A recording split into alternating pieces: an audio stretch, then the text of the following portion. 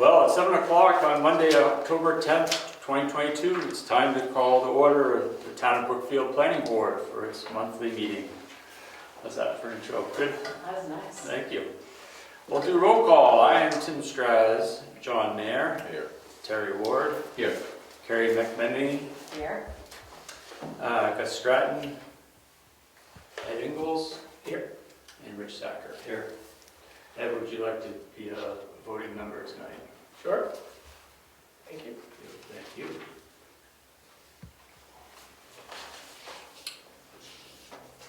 Any public comments? Seeing none.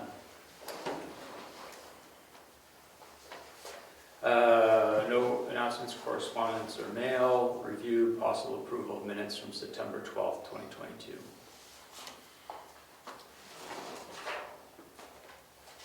I propose we accept the minutes of last month. Thank you. I'll second. Excellent. Any discussion? All those in favor of accepting the minutes from September 12th, 2022, please say aye. Aye. Opposed? Abstained?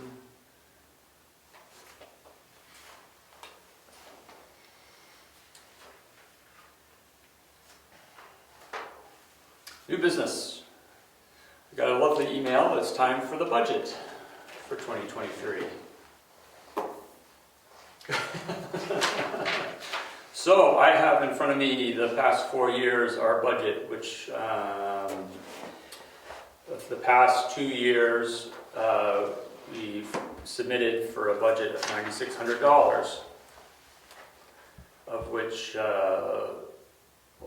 in 2021 we used $2,284 of that. In the previous years, we barely used $1,000. So I don't know if we want to hand this around and everybody take a peek at the items, how it's itemized, and we can Sure. determine whether or not we should reduce it, change it, add to it, so on and so forth. Make copies. We can make copies too. That would have been a wise idea. Be Sorry, right back. I didn't think of that. We got the machines warmed up. Yep, ready to go.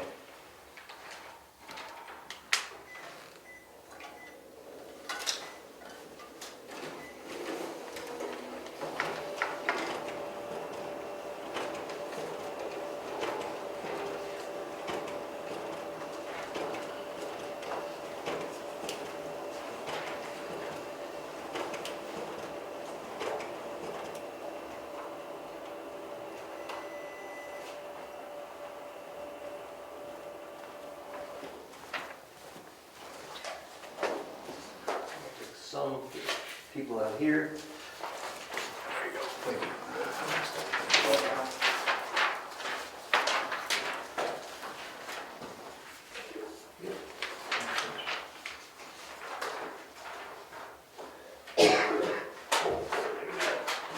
Hey, I got them all. you got them all. I only want one.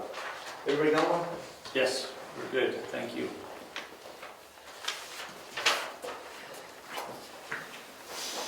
So as you can see, we've carried secretary's salary year over year.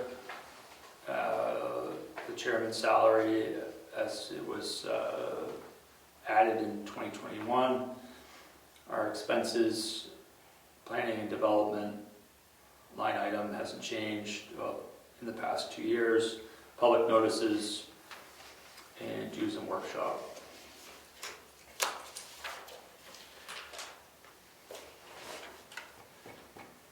Any questions or anybody want to make a motion at all? Well, it looks like the actuals are like 1/3 what we actually budget, Yeah. roughly. May I make a comment? Yes, sir, absolutely.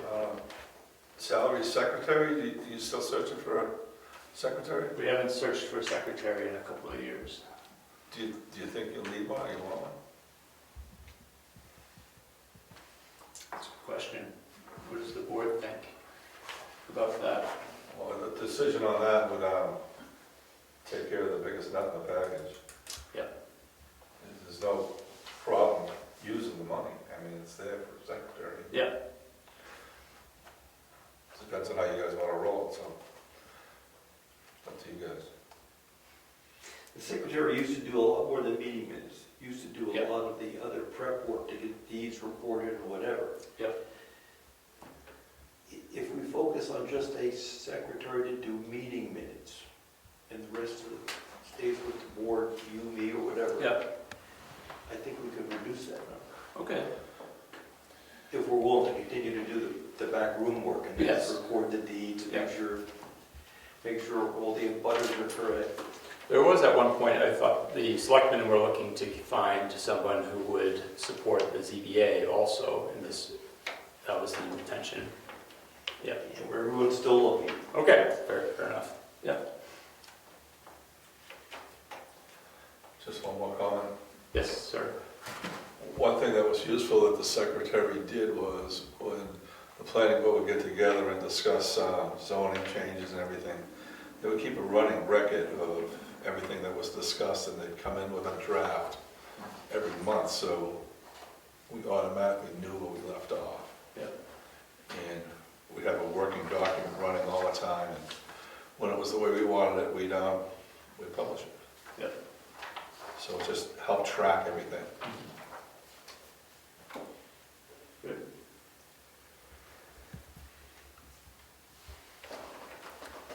Any thoughts about the secretary position and the salary as posted on this document about updating it, keeping it?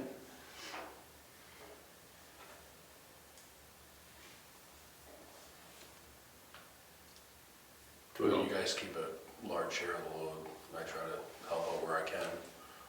Well, it's $6,500 right now, we can make it $3,500. Yeah, well, let's say if we got someone to do minutes, what's that, 1 hour a month?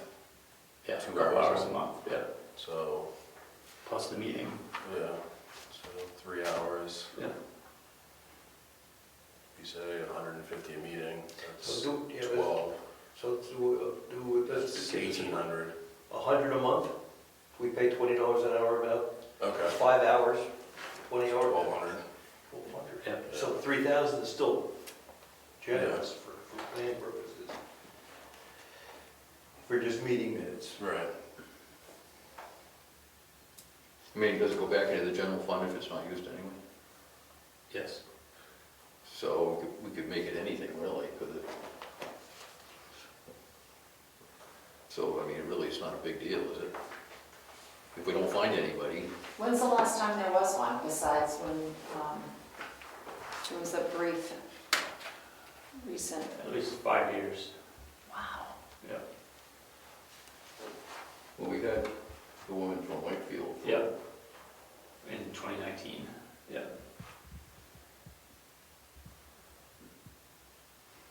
She wasn't even a whole year. No. So do we want to cut it down like $3,000 in case? Yeah, I'm fine with that. I Okay. think $3,000. Yes? Yeah, sure. Yeah, right.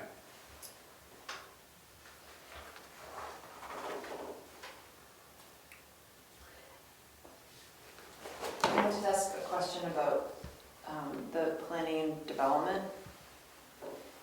What is that, the 1,200 is, what is that for, intended for? Because it hasn't been used. Yeah, it's never been used. There are courses that are offered, we talked one last month, the webinar.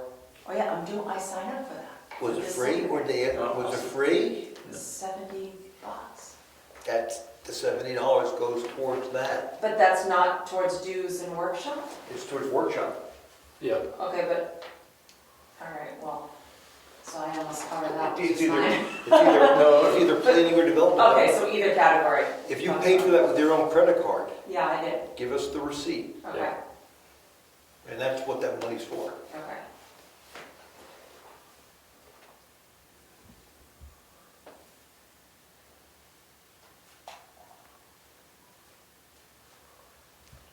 I mean, it probably just because of the timing of it.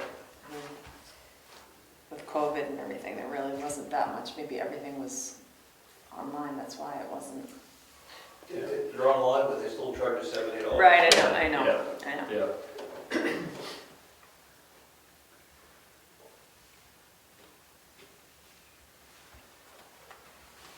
So if we reduce the secretary's salary down to 3,000, our total budget would be $6,100.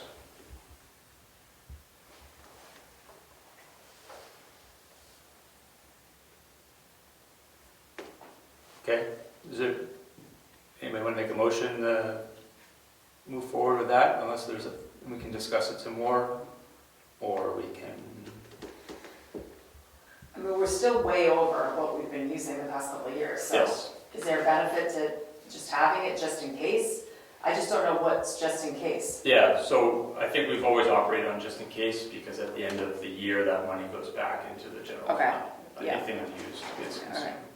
Yeah.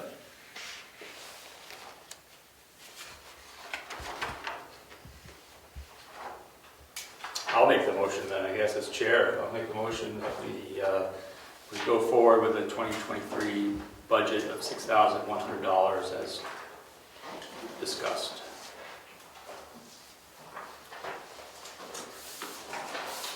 I'll second that.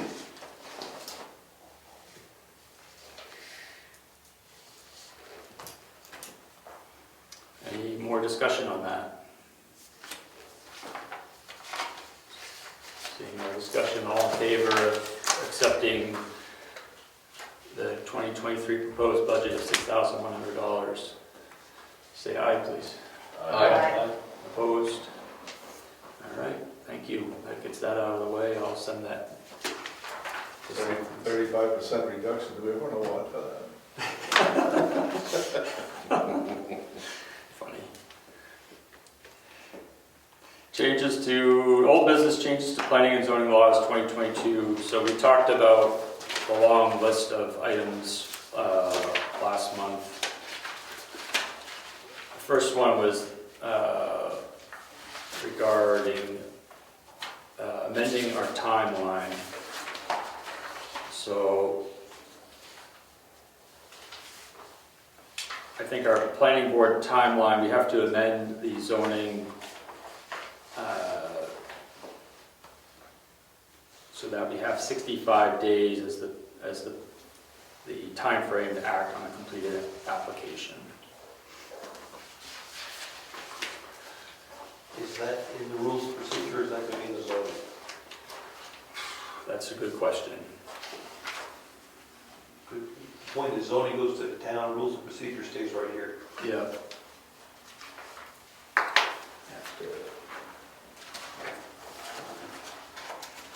I think that's in the rules of procedure. So, double check one thing here.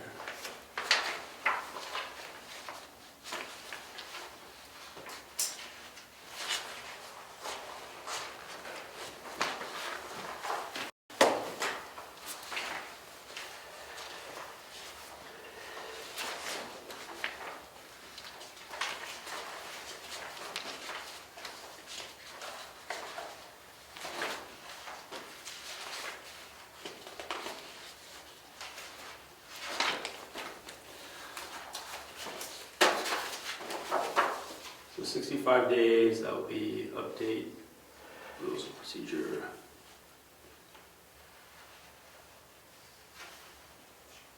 I'll have to look up whether or not we have to have a public hearing on that.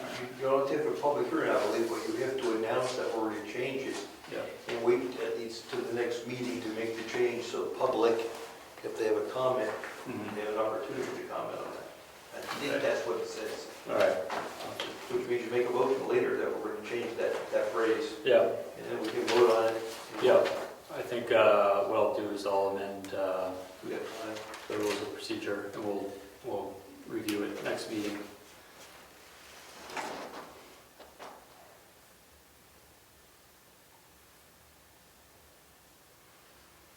All right, so the next item was review HB 1661, sections 77 through 79. See whether or not fee shifting and bond, the acquiring property for workforce housing in the TIF districts for housing, whether that applies to us.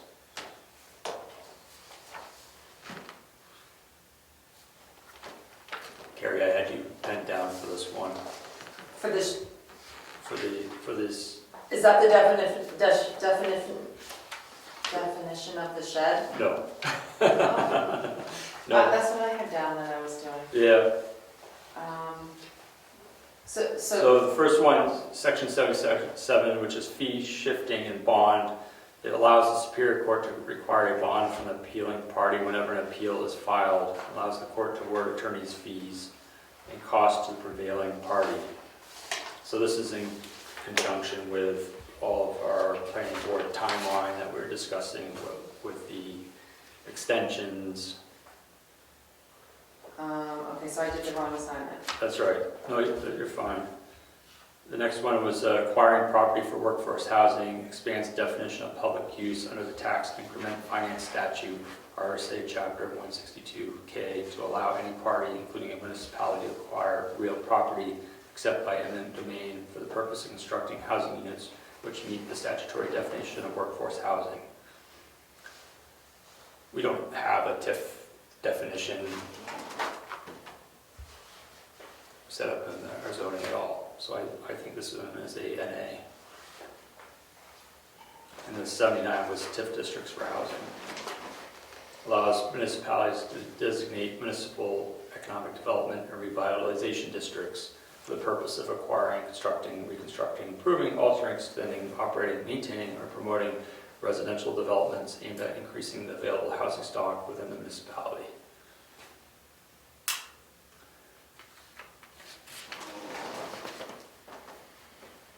So if we want to put a TIF in, the definition, we could use that.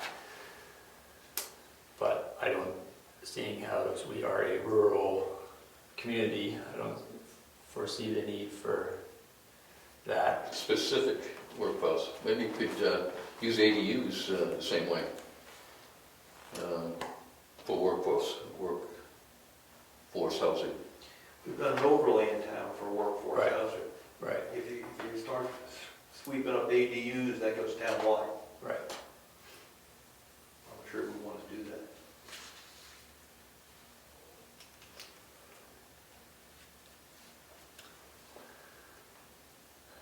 So I'm guessing there's nothing here for us on this, for the zoning amendments. The next one was HB 1021, which was the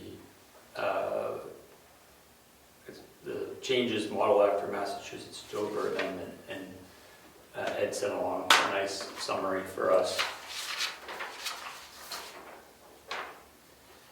which is about limit zoning restrictions on religious organizations.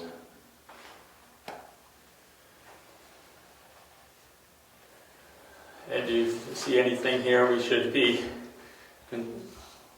Yeah, the key to me was that the lot size and the setbacks are still intact. The only thing we really want to worry about is noise and signage and lighting and that stuff we can't regulate, along with some other, impervious sidewalks, however they want to set it up, we can't do anything about. It's almost like we can't treat them different than a residence. That's what I got out of that. Is that? Out of the first part, yeah. Yeah. And it's still, there's not a lot out there. Like the municipal association interpreted, all these things. Nobody's really said anything.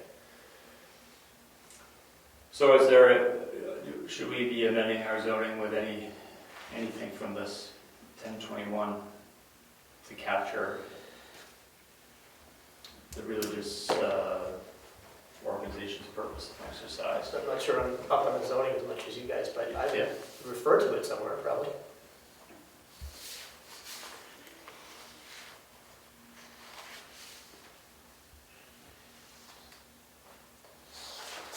I saw in that article that was sent, what it talked about was the difference between that and having like a garden club or a book club or anything like that. Like, why does it have to be they're almost, almost, the organization's almost being penalized just for, I don't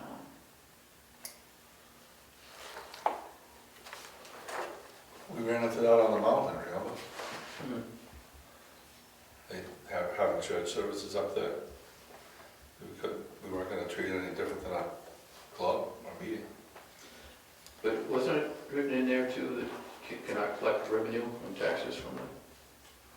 Did I read that in there, or did I? If it's accredited and they apply under whatever that, or say 7223. But do they need to get a permit to just assemble? This was more referring to how you know that it's a religious organization. So Right. if they have that exemption, it's implied that they are a religious organization.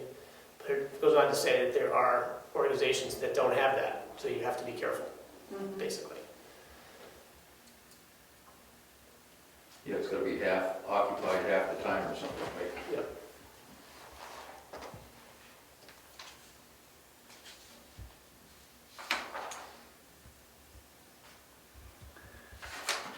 I guess the question is, do we need to have a definition of religious organization in our zoning definitions? If we're going to refer, we have to start somewhere.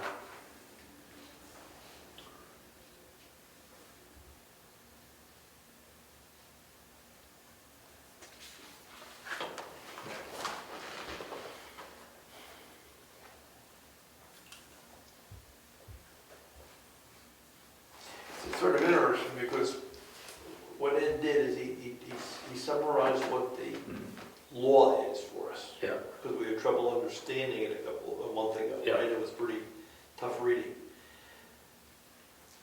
The law's the law. I mean, we're not going to change it. So Right. if we put anything in our zoning, it's got to be supportive. Right, And isn't it just going to be redundant? yes. So I think it's good that we understand what it says, but I'm not sure what else we do with that now.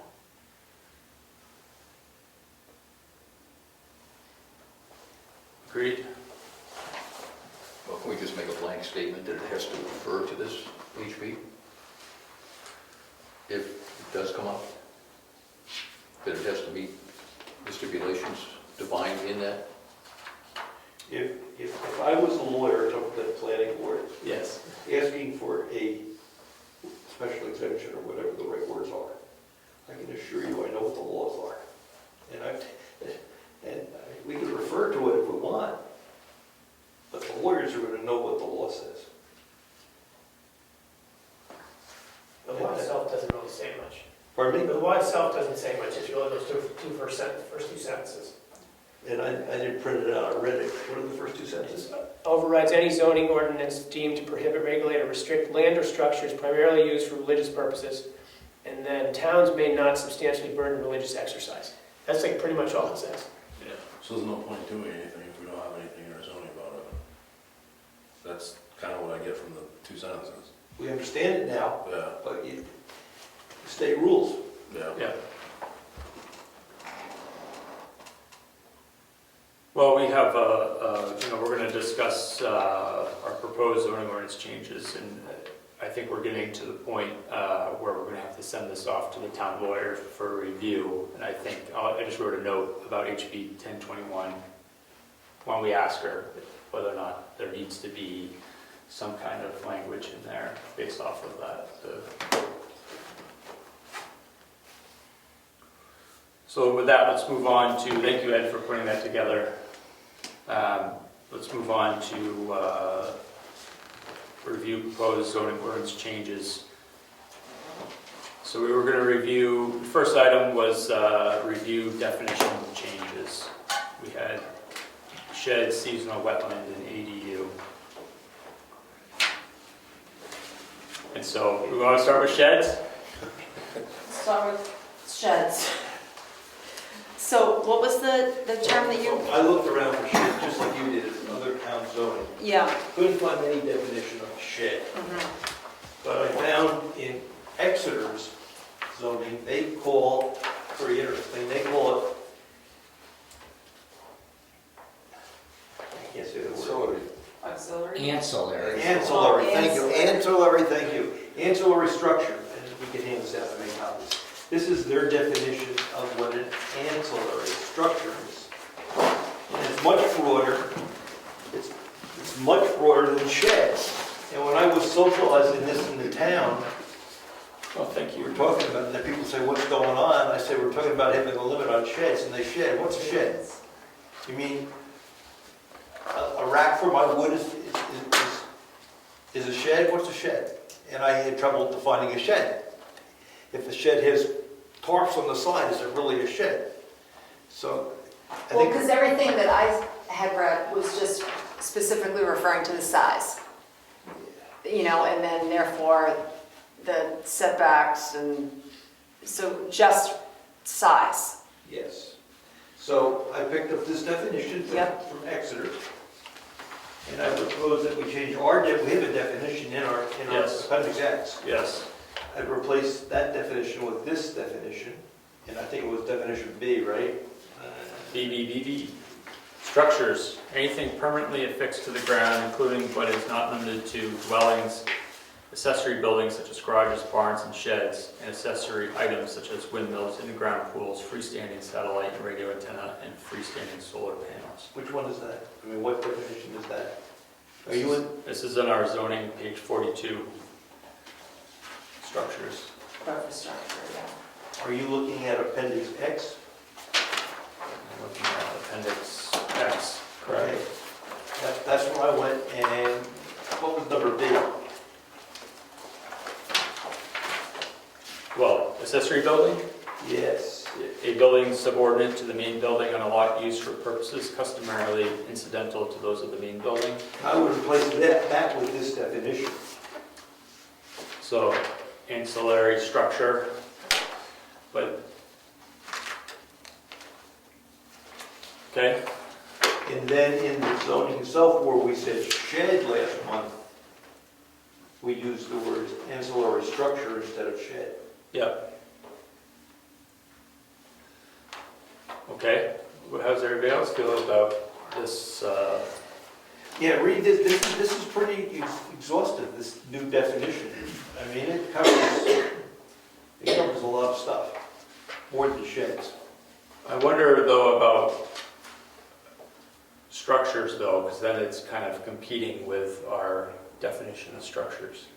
This is basically saying it's a permanent Yeah, structure. yeah. So that doesn't apply to a lot of sheds, because they Yeah, just no, sit on the sheds ground. No, it said, read up front. The use of which requires permanent on or in ground location or attachment to something, having a permanent location on or in the ground. But then it's not permanent, Yeah, it's it's just not sitting on the permanent, ground. it's sitting on a box. On this definition, if it's on the ground, it's an auxiliary an ancillary structure. But maybe if it's under 100 square feet. Well, that's what I was gonna say. Right. We had 25, make it 50, something so you can have your wood shed, you can have your pump houses, you can have your small buildings out there close to the lot line, but you can't have the large sheds that we're seeing pop up around town that are on the lot line if it's not attached to the ground. And the same shed, 40 feet from the lot line, if it is attached to the ground. That's what we were trying to deal with. Today it says if it's attached to the ground, 40 feet. If it's not attached to the ground, 0 feet. And the building inspector is says it's exactly the same shed. One's on cinder blocks and one's on sonotubes. To tilt. So that's what I was trying to deal with.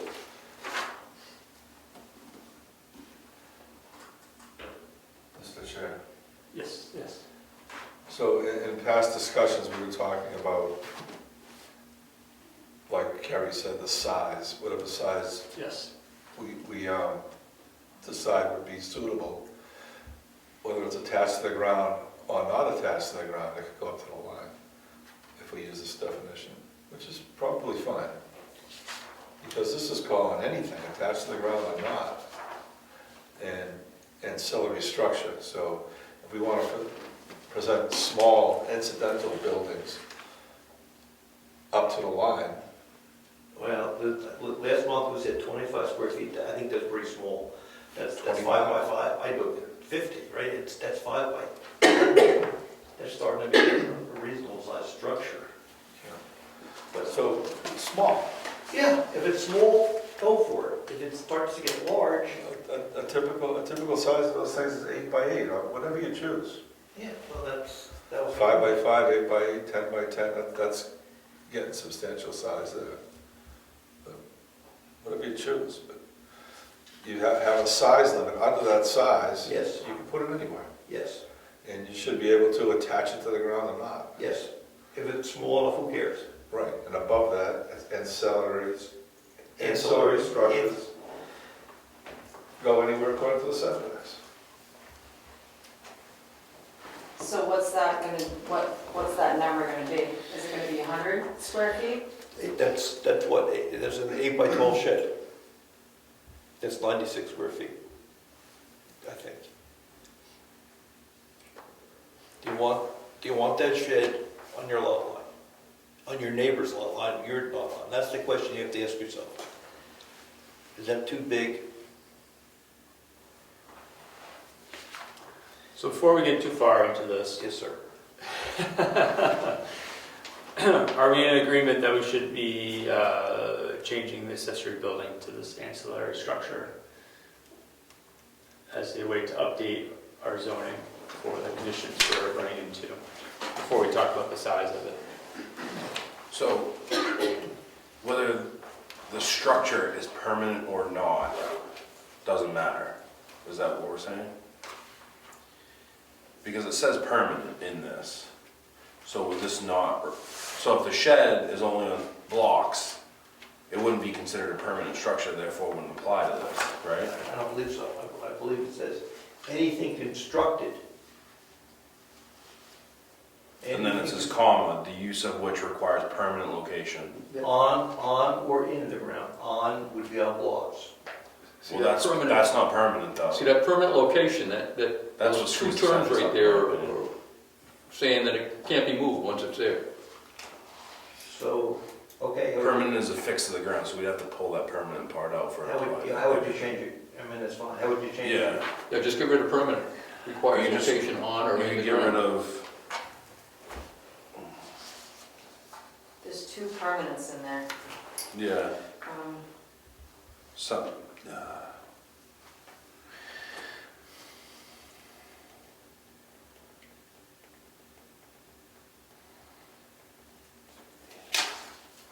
anything restricted.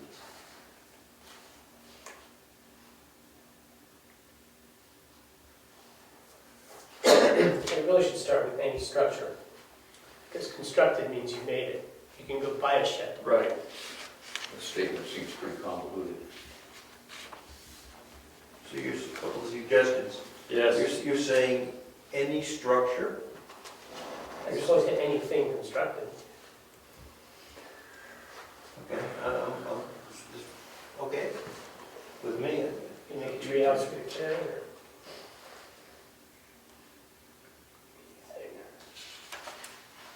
The only thing I worry about is if you say structure, then people are going to go to The definition. definition of structures, which is anything permanently fixed to the ground. It's really a storage. I was trying to. So,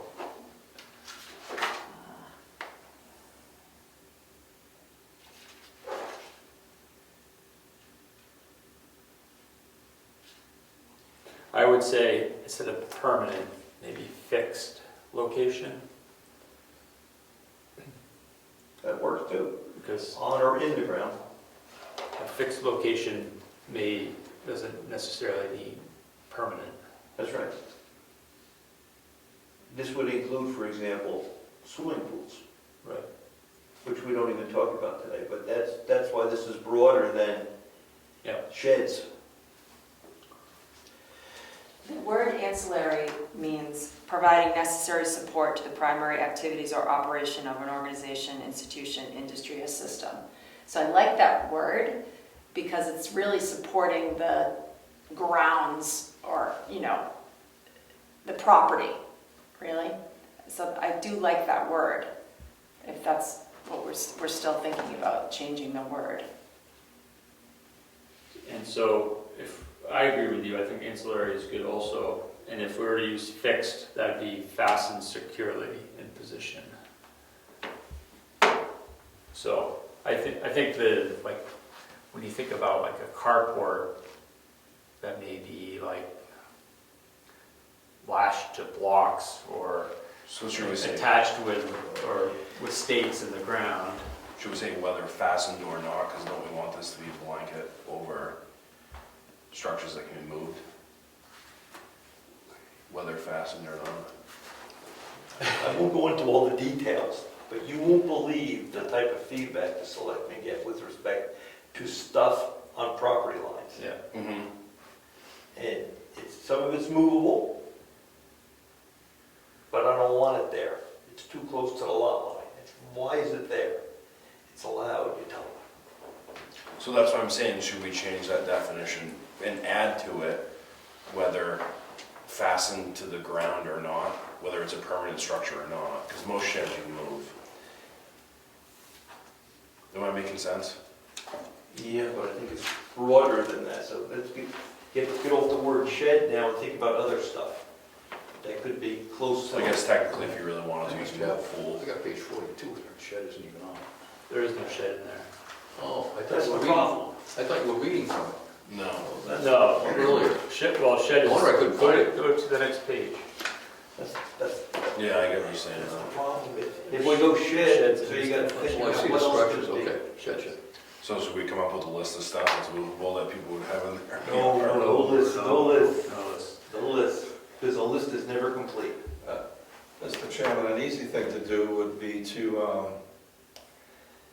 ancillary structure constructed, any size, attached or not attached, adheres to the setbacks. Done deal. And change the setbacks in the town to be consistent throughout the town. What we tried to do, Richard, is say that anything small, and we started with the word shed, can be close to the lot line Right. without impacting the major dwelling being 40 feet. So we're getting hung up on what's small and how you define small close to the lot line. So then we need to go back to size. So So yeah, then it it's goes back to basically- size, because technically, if you Yeah. really wanted to, you could build a garage on cement blocks and it's technically movable. So it's down to the size, really, not the definition. And it never gets moved, it's a walk around. So, I got a shed that's got miles on it, right? Yeah. Big shed, it's been moved, it keeps moving, Yeah. so maybe it's size. Maybe that's it. Structures are not allowed over a certain size, will be the other way. So if we think about, if we go to the size part of this discussion, we talked about amending RA1 3D, our setback zoning. We wrote last month, sheds greater than 25 square feet in area must be at least 20 feet from lot line. Yeah. So, So you make it some number that we agree Right. with, and you still have to define a shed, right, so we would say ancillary structure. yes? I think we're hung up on the permanent location Yes. part of it. Yes. But if we go to the size, what would the size break be? We're not gonna, 5 by 5 is kind of pitiful. Be a waste of wood, for sure. It's like an outhouse. You know, it's a doghouse. Yeah. So where are we at with square footage? Well, most of, a lot of towns have under 200 square feet. That's big. It's big, I know. Yeah. It says under 200 square feet, it has to be 5 feet from the rear and side. Yeah. And then anything above 200 square feet has to go So we the don't regular, setbacks. yeah. 12 by 10 is 120. Right, yes. so then you can build 4 or 5 of these 200 square foot sheds and put them right next to each other, one Yeah. line. I've seen that done. Have a walkthrough. Don't attach them. I've seen it done too. Yeah. Don't attach That's them. where the mother-in-law lives, right? It happens. Yeah. Someone out there will do it just to do it. So, ancillary structure. We don't like the word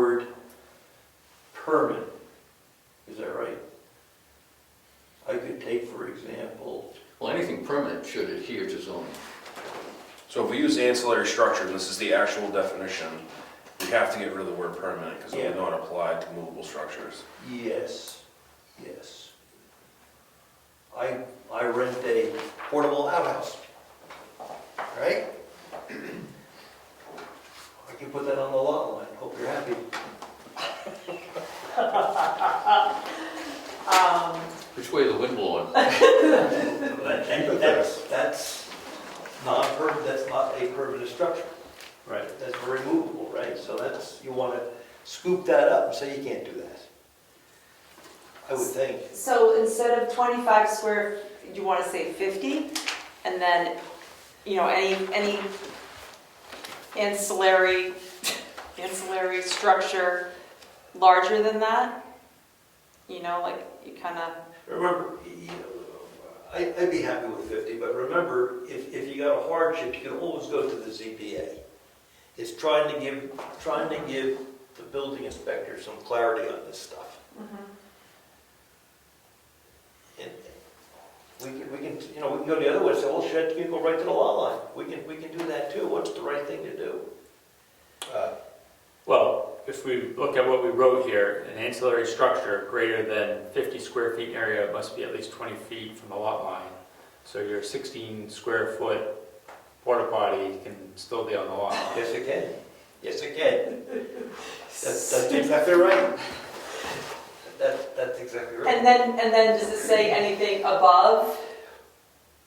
See the regular setback, you know what I mean? Like, Yes, or no? Yes, it goes back to the 40 Yeah. feet. Yeah. Well, do we want any structures on the lot line? First, we have to decide on that. Any structures at all on the lot line? No, we don't even, I mean, are you allowed to Usually put a 20 fence feet, on a right, lot with line? small Doesn't that buildings. be Right, 10 feet yeah. in or something? So I think we're going back to the size of the building. Can you? Yes. So we're back to the size of the building. If we're gonna use ancillary structure, and then if someone wants to, I'm hung up on that permanent. Take it out. I think we should strike the Definition. permit. Yeah. Strike the permit. I think use the definition, but when we define the ancillary structure, we have to have it in there without the permanent in it. Because we're gonna have to define ancillary structure, right? This is the definition. No, I know, but Yeah. so if you put it in the zoning as ancillary structure and you use this definition, Yes? it still has permanent in there. We're gonna strike it Okay, for your suggestion. okay. Yeah. Anything constructed, the use of which requires location on or in the ground, or attachment to something having location on or in the ground, including stationary and portable carports and swimming pools, which is incidental to the primary dwelling. So that's the new definition. Yes. Okay. And then in the zoning, we say, where we said shed list, Yep. we changed that to say Ancillary structure, greater than, or less than, whatever was there. well, yeah, greater than 25 square feet, but now we're saying 50, okay? All right, If that's agreeable with everybody. So then if you have an outhouse, you can still park it next to the lot line. We don't get many of those, to be honest with you, but we do Yes. get a lot of other stuff. yeah. We have some, by the way. Still. They're grandfathered. Your grandfather, he probably used it too So the then. proposal is to enforce the setbacks unless it's less than 50 square feet. Yes. Yeah, effectively, that's another way of saying it, yes. I'm just size-wise trying to think about how big 50 square feet is. This table, 5 5 by by 10. 10. this table's about 5 by 10. It's small, Yeah, it is. yeah. Well, I think this is good progress, we can sleep on it. So now we have to work on We the zoning. passed 10 minutes on that one. So we got the definition down, we gotta work on the zoning. We can sleep on that one. Yeah, so what I'll do, our list of warrant articles is getting long, so we'll talk about this when we get to the end here. Seasonal wetland, did anybody, I did. okay, and Anything on that? So, it's essentially a wetland that's wet for a small period of time. It doesn't give you huge definitions, but it's after the winter runoff and the spring rains. From spring until the middle of summer is typically when that wetland is wet. And I don't think we should have that in there, seasonal wetlands. None of the towns that I looked at had anything remotely like saying seasonal wetlands. And I think it's probably because it's too ambiguous. How do you decide what's seasonal and what's not? So what do the towns use? Just wetlands is all I saw. So that would be a wetland? In other words, you can either say it's not wet or it is wet. That would, because it is a seasonal wetland. If you take seasonal off, and now it becomes a wetland. It can't become a dry land if it's a seasonal wetland. Well, it's seasonal, so it only lasts a small period of time, so it's not technically a wetland. I just think seasonal wetland is too ambiguous because you can read into it how long is that actually. It could be a month in one yard and it could be 2 months in another yard. Or it could be 4 months in another yard, so. 1 year and then different another year. And then 1 year might be less and 1 year might, it's too wide ranging. And no town has seasonal wetland, it's just straight wetland. That I saw, I looked at like 10 or 12 different towns. So I don't think we should have that in there. So I think our zoning says, actually, it's not going to change. It says 75 feet from wetlands or seasonally wetlands. I think that's what the zoning says. So if you take seasonally wetland out, Yeah. it's a wetland. Yeah. Or a seasonally wet area. So if you strike something like that out, you're being governed by the wetland. It's just, it's like too ambiguous, it's like too wide ranging, it change year to year. And 1 year it might be dry, 1 year it might And not be. that's what the building inspector is saying, exactly what he was saying. Sometimes it's wet, sometimes it's not wet. Right. Do I apply the 75 feet when sometimes it's wet and sometimes it's not wet? That's why he raised it as an issue. Yeah. And I don't know how you can't define it. Other than, we would have to go to the field indicators for identifying hydric soils in New England, which is in our zoning, very poorly drained soils. So you would need a soil scientist involved. Yes, Rick? Mr. Chairman, did John in his research notice the setbacks in other towns from wetlands? Are they consistent with ours? I believe they were. Trying to remember what I saw. I looked, Ossipee, Albany, going away. I think ours were a little bit further than other places.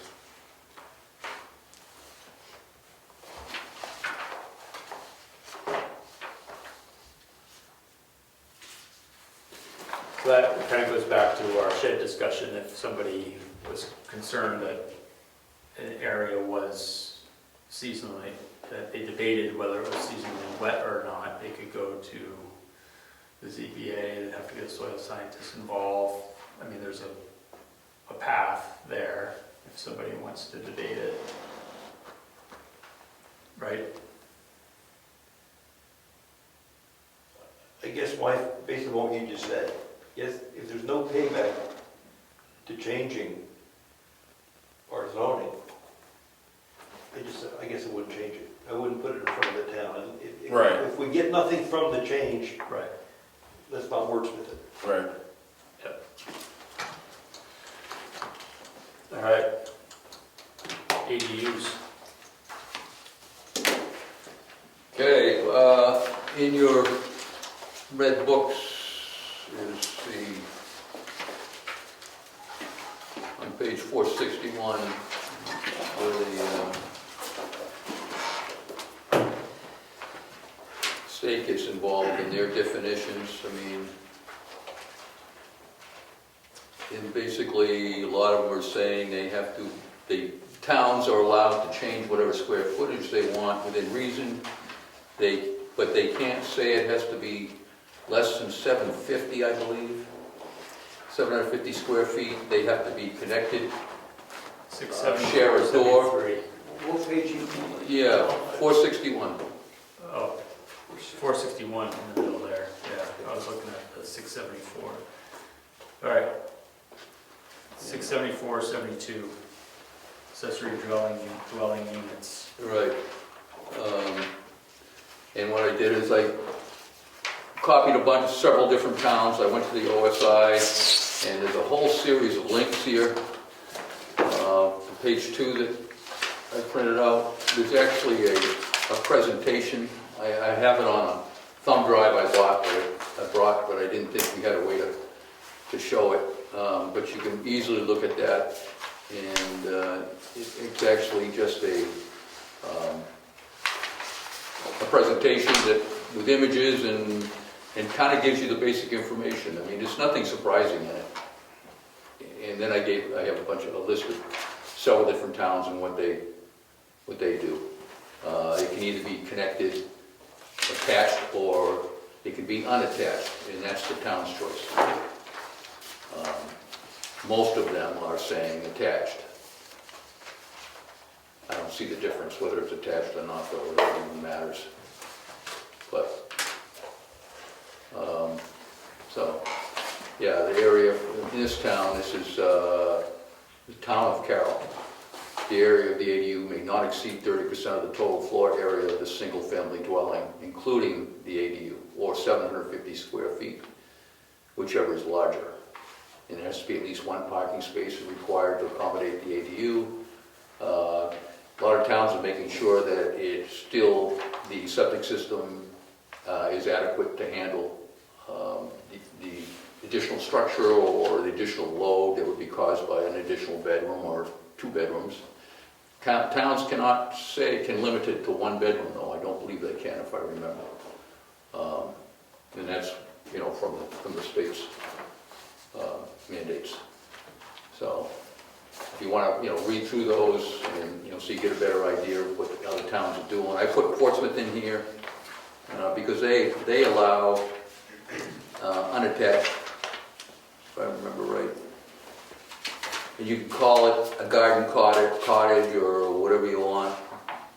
That's what, according to their ordinance. Granted, let's see, attached and detached ADUs by conditional use permit granted by the planning board. The ordinance requires off-street parking for the ADU, but see, in the case of Portsmouth, that would be necessary. But you'd have to have additional parking, even in a rural area, adequate. So, it's easy just to read through those and you'll get a feel for what everybody else is doing, I guess. But You started off by reading something that limited the size. yeah, that was on Carroll, town of Carroll. Our zoning says an ADU shall be contained within or attached to a single-family dwelling. And we don't bound the size of that ADU. That's correct. So would you read what Carol does? The area of the ADU may not exceed 30% of the total floor area of the single-family dwelling. Including the ADU, or 750 feet, whichever is larger. It must be square feet, I would imagine. Yeah.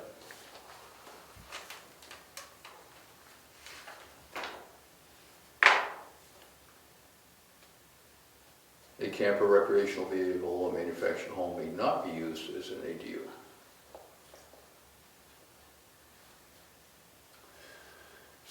Only 1 ADU shall be permitted per single-family dwelling.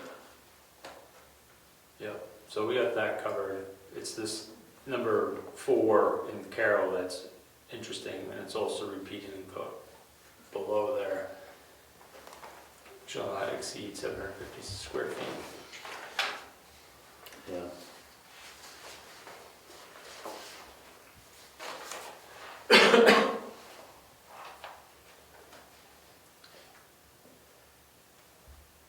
So we want to add that to our zoning? I think so. I think that would be wise, don't you? I like the wording where it's with the 30%. 30% of the Or floor. whatever. Yeah, I guess that's if they're sharing the same floor space. Well, the idea is it's, Well, what's this one going up across the street? That massive garage with a huge breezeway. 2 houses. Yeah, it's 2 houses, it's definitely not an ADU. But, because it's got, our definitions today says you need to share a door. an interior door. But that's, I mean, that's been brought to my attention too, by somebody else. Absolutely. And So that's why something like this, as an ADU can be attached, but reasonable. If we want 2-family houses, we should say that, put that in our zone.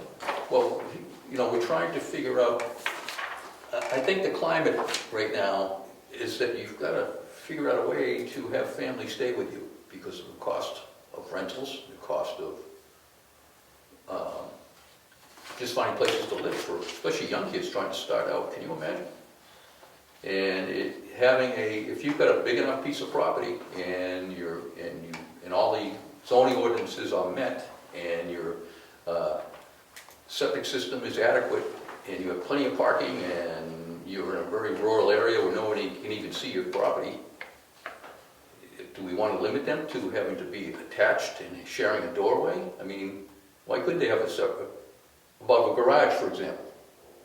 Why couldn't they have an apartment up there where your kid could live? What's the difference?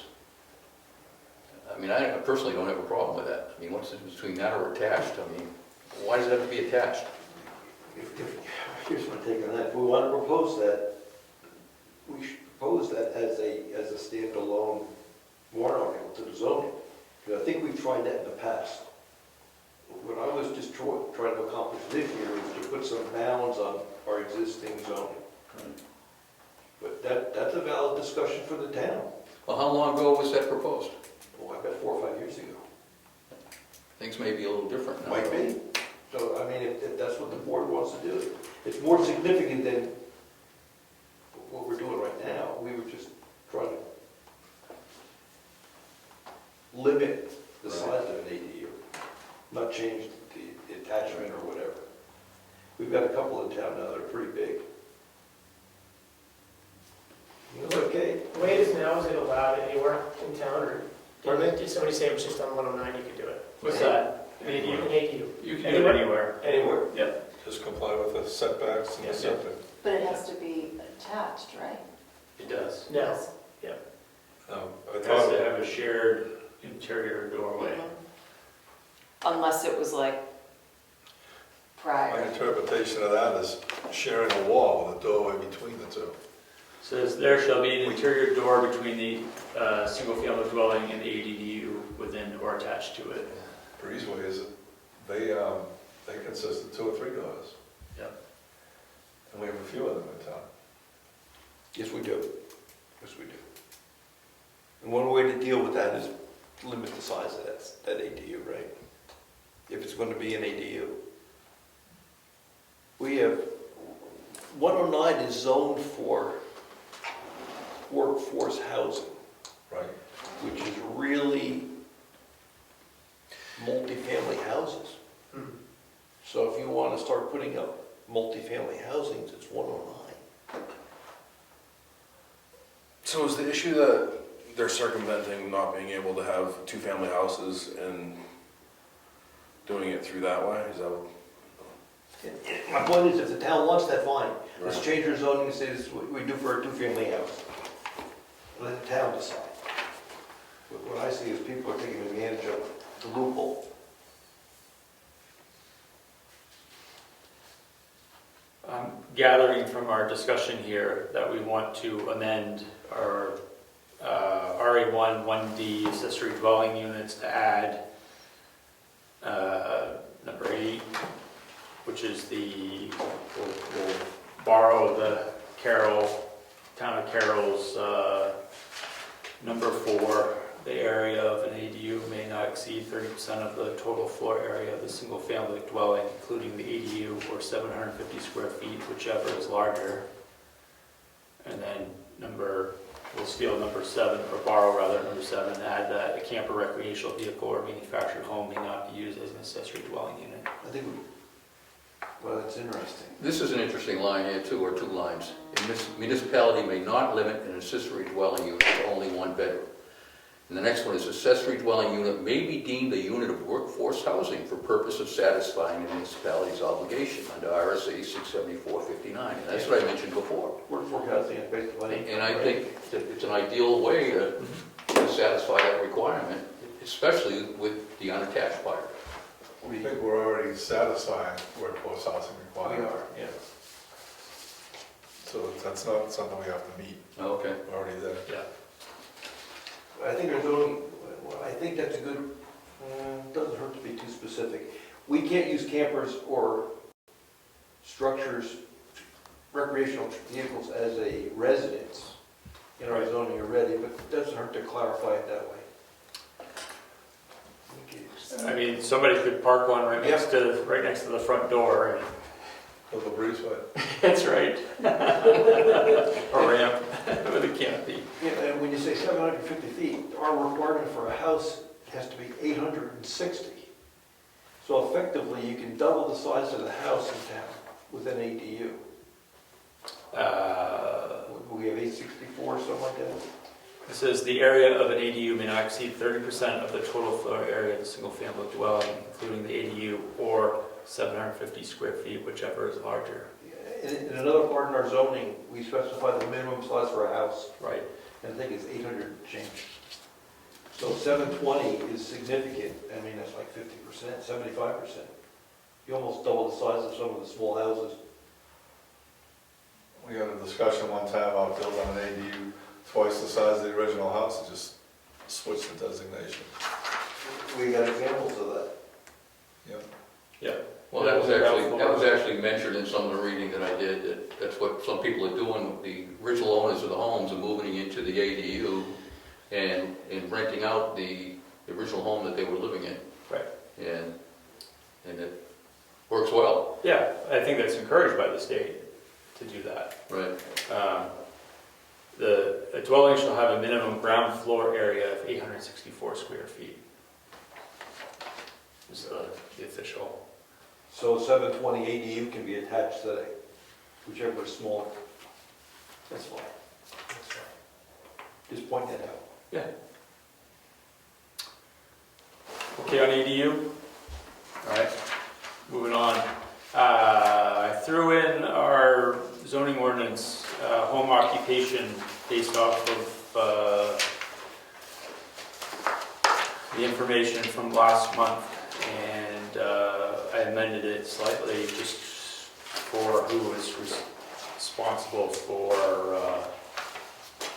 managing it, which was the I select. didn't see that. That's what I was looking for. What's that? Who takes responsibility for managing that? Selectmen do. Where do you, I didn't see that, I'm sorry. Oh, it's in the home occupation as defined below as a permitted use in all residential zones. Home business may be allowed as a special exception by selectmen in order to provide economic opportunity, so on and so forth. There was 2 places where it was detailed.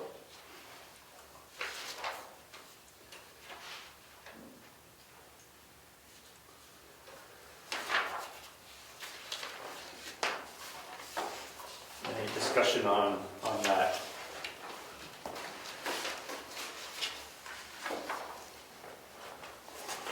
All right with that? Yes, Rick? Any comment? Absolutely. Is there any discussion about putting in the zoning, home businesses by permit through the selectmen? So it would be, Just as a there's a checkoff. differentiation between home occupation versus home business was where we ended up.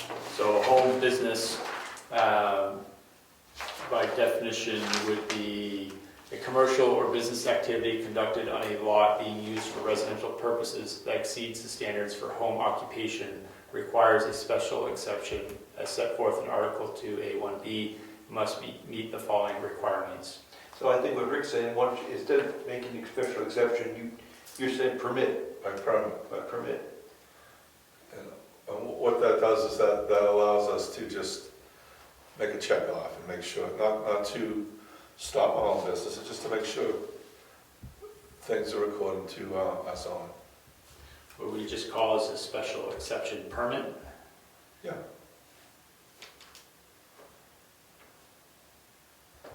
And we can make a permit.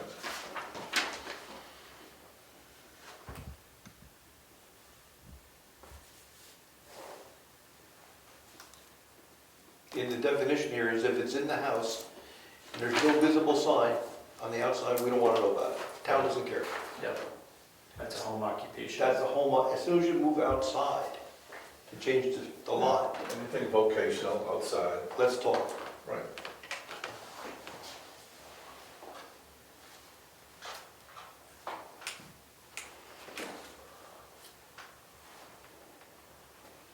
All right, that's great. We're done talking. I would, we've got 1, 2, 3, 4, 5, 6, 7 items as warrant articles right now.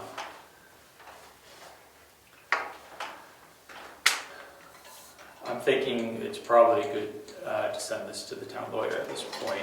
See, it's October, next meeting is November, that way we can get her feedback on what we've proposed.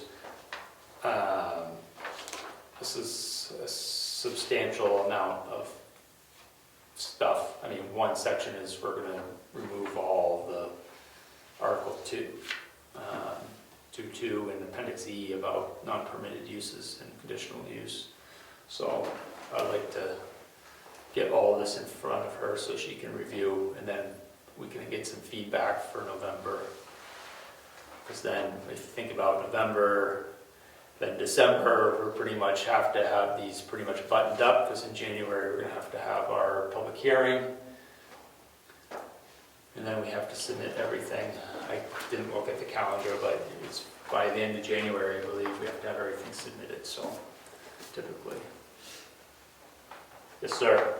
Mr. Selectman, Mr. Chairman, can any of these, That's a slip, huh? what was I thinking? Yes, Mr. Selectman. Can any of these be handled by bookkeeping, public meeting and just changed by the planning board? Without going to warrant?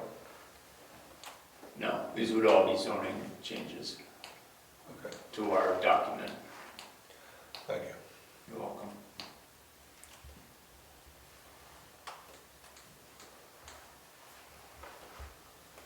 All right, so I will do that. I'll get this out to the town lawyer, and I'll have her feedback for the next meeting.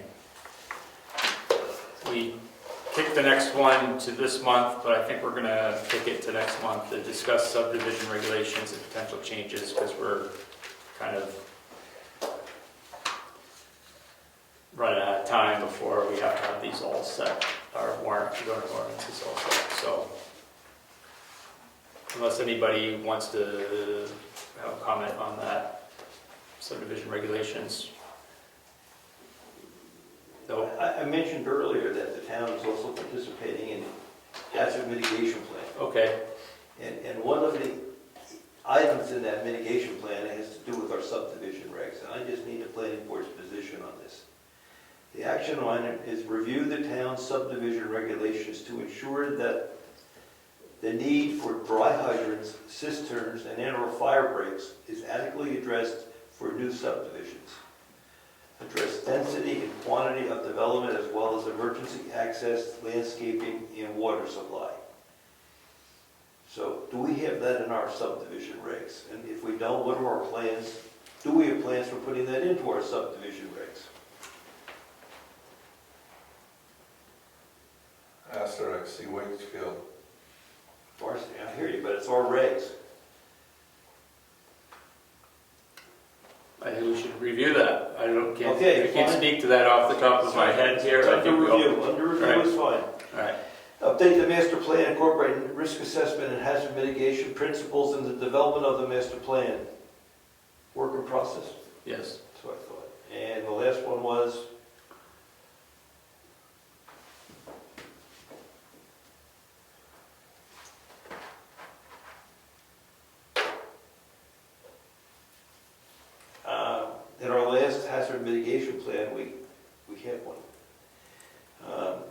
said that our master plan would be reviewed in 2013 and updated. The rewrite could be done by 2016. So our current comment is still being worked. Yes. Thank you. I'm happy. All right, that was easy, thank you. Gravel pit inspections. Terry and I went out and did both of those. Oh, good. I did these questionnaires. The only thing that I need to figure out is the reclamation plans for both of them. Okay. All right, so I think we should have them in the filing cabinet. On file should be the reclamation plans for both pits. Okay. We just need to locate them and review them. Okay. Big Eddie had a hard time finding those, or I don't know if he ever did. I don't know, that's why, yes, the big black filing cabinets they should be in there. Okay. All right, so pits inspections have been, field inspections have been done.